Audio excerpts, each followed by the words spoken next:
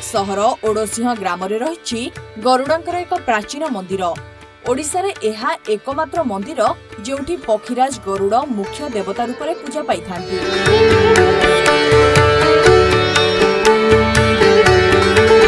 ଏହି ମନ୍ଦିରଟି ପାତାଳୀ ଗରୁଡ ମନ୍ଦିର ବୋଲି ସ୍ଥାନୀୟ ଅଞ୍ଚଳରେ ପରିଚିତ। ଏହି ମନ୍ଦିରରେ ମୁଖ୍ୟ ଦେବତା ରୂପେ ଗରୁଡ ପୂଜା ପାଉଥିବା ବେଳେ ବଳଭଦ୍ର, ସୁଭଦ୍ରା ଓ ଜଗନ୍ନାଥଙ୍କ ପ୍ରତିମା ମଧ୍ୟ ମନ୍ଦିର ପରିସରରେ ରହିଛି।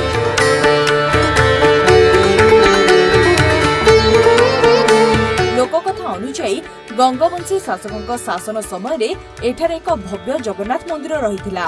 ସମୟ ସଂଘାତରେ ସେହି ମନ୍ଦିରଟି ମୁସଲମାନ ଶାସକ ତକି ଖାଁଙ୍କ ଦ୍ୱାରା ଭଙ୍ଗା ଯାଇଥିଲା।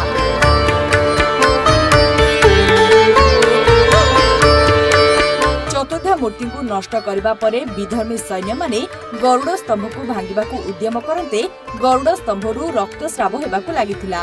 ସ୍ତମ୍ଭରୁ ରକ୍ତ ବାହାରିବା ଦେଖି ଭୟଭୀତ ହୋଇ ବିଧର୍ମୀମାନେ ଗରୁଡ ସ୍ତମ୍ଭକୁ ଆଉ ନ ଭାଙ୍ଗି ଛାଡ଼ି ଚାଲି ଯାଇଥିଲେ। ପାତାଳୀ ଗରୁଡ ସ୍ତମ୍ଭର ନିମ୍ନ ଭାଗରେ କଟା ଦାଗ ଏବେ ବି ଦୃଷ୍ଟିଗୋଚର ହୋଇଥାଏ।